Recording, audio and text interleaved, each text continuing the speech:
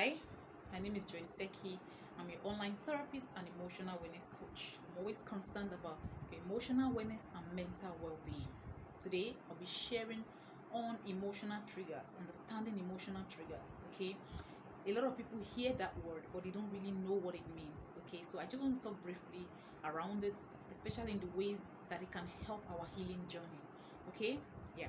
So remember to like and subscribe to my channel. Thank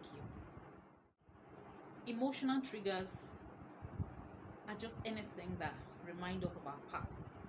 It can be past trauma, it can be past pain, event or an experience or life situation that was really painful. And so it means that emotional triggers kind of remind us of where the wound is still bleeding or where the wound has not completely healed. Okay, if we look at it this way, then we can actually see the benefits these triggers hold for us.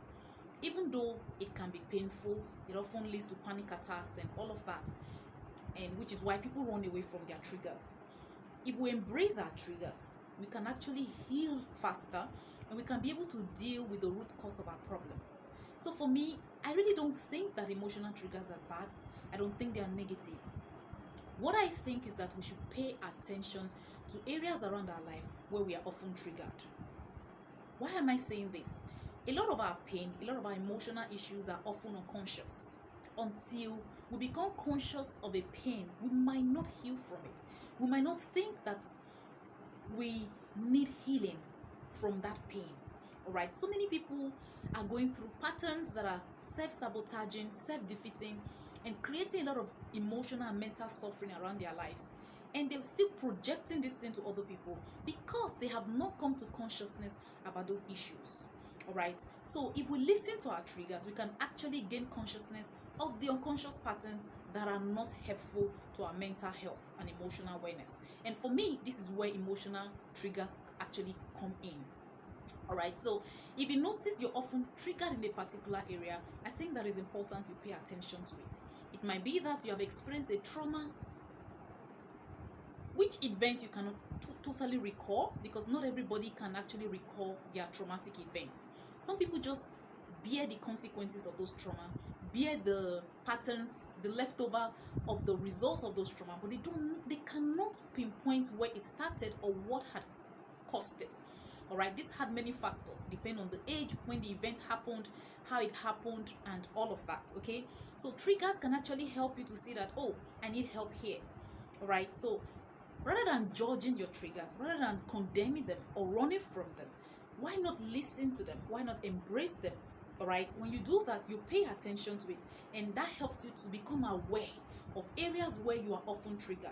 All right, and those areas might be where you've had past trauma, like I said before, and also might be just areas around your life where you have some funny beliefs that are not helpful to your emotional awareness. Okay, so that's why it's creating pain, a lot of friction around your life. All right, and so with that, you can bring these things to consciousness and you can bring it to awareness and be able to deal. Okay, so how can we actually make emotional trigger beneficial to us?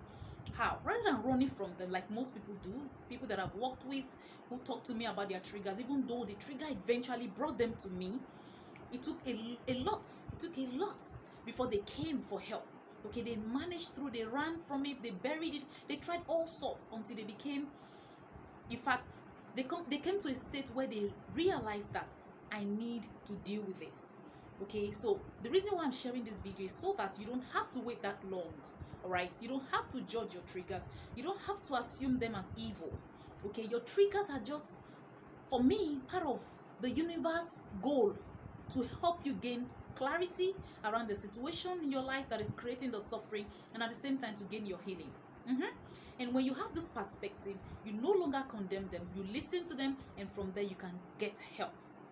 So the first thing to turn your trigger to something that is beneficial to you is being aware of what triggers you. Yes, know your trigger. What is the situation? What are the words? What are the places, the people, the environments? Whatever it is that often triggers you. That means, what are those things that arouses a lot of reaction that tend to be overreacted and exaggerated? Okay, For instance, when people make comments around your weight, do you find yourself overreacting, getting so worked up and fighting it than it really is? So does it mean that you have issue with your body? Does it mean that somehow unconsciously you don't really love your body, or you haven't accepted your body? You see how trigger can help us, because sometimes you might not be aware. Okay, and so you'll be reacting.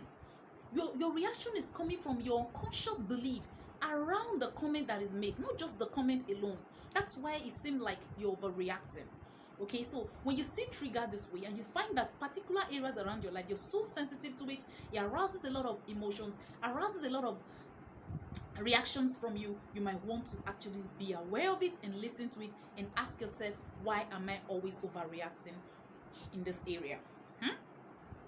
Another part might be trying to find out the origin of the trigger. And how can you do that? You want to trace it. For instance, this weight issue or body issue, let's come, because now it's not just about the weight. Why the comment was made around your weight, it might not be that you are too fat or too slim. It might just be your reaction, because the main concern for you unconsciously is your body. All right, were you often mocked, bullied about your shape, about your figure, about particular parts of your body? Maybe while you were growing up, or were you often compared to similarly more beautiful siblings or classmates? And so that had made you to believe that you're not really beautiful enough. And so when this person is making a comment around your weight, rather than listen to what they can see like a feedback and take it like a feedback, it might be your blind spot, okay, that may be helpful for your body image. Rather than take it that way, you're reacting because it reminds you of the past, maybe in your early childhood, adolescent stage, or even in the past few years of your adulthood. Okay, and so this comment is added to that injury that has been there unconsciously, and so you feel body shamed. You feel that feeling of not being good enough about your body, not being beautiful enough, and so that arouses the heightened reaction that you're having to the comment, and so you're tending to overreaction. So you want to know, were you often compared to other people and told that you're not beautiful enough, compared to your sister, compared to your brother? Were you condemned for your height, for your body, whatever it is? Okay, once you know where that is coming from, then you know that it's not about the comments, it's not about what this person said. No, it's about the unconscious wound you've been carrying for years about people's opinions around your body, around you as a person. Okay, and this person's comment just triggered that past reaction, that past painful experience. So that way you can find time and deal with those beliefs. And then the next one that I tell people, ask yourself, when you have identified the belief, the origin, let's say for instance this thing came from the past, like this body issue, and you were often compared to your sibling or to your classmate or whoever, and you were often body shamed or bullied around being too big compared to your classmate, or too short or too tall, whatever it was. Is this belief true? You now ask yourself, what are you doing? You see, you're dealing with the root now. You're going beyond the comment. You're going beyond the reactions you're always having. Why? Because now you're seeing the emotional trigger differently. And you ask yourself, okay, this belief I've always had, is it true?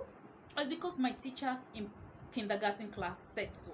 Or because my teacher in my primary school said so? My teacher in my secondary school said so? Or because my parent said so? Or because my classmates said so? Is it really true? Am I ugly? Is my body that bad? Am I that fat or too thin? So you start to question the roots of those people's opinion that you have carried for years, which you had believed, that continues to trigger a lot of overreactions. You see how beneficial this emotional trigger can actually be to our healing journey. And so what do? You start to deal with where the pain really is. All right, you can seek the help of a professional. You can contact me. You can contact another professional around you, and you can begin to deal with this issue. All right, so that way you have identified one of your conscious troubles, one of your conscious pain. And what does that mean? It means that your healing journey has begun. All right, you are no more walking in that state of autonomic unconsciousness. All right, this pattern has been given awareness to. All right, and now you can deal with it because you actually have the power to deal with it. So imagine we see emotional triggers this way. Too many people would stop overreacting. What will they do instead? They'll start healing from those unconscious problems and stop overreacting to comments and opinions in the present that is only a trigger of past events. Okay, so practice this until you master it.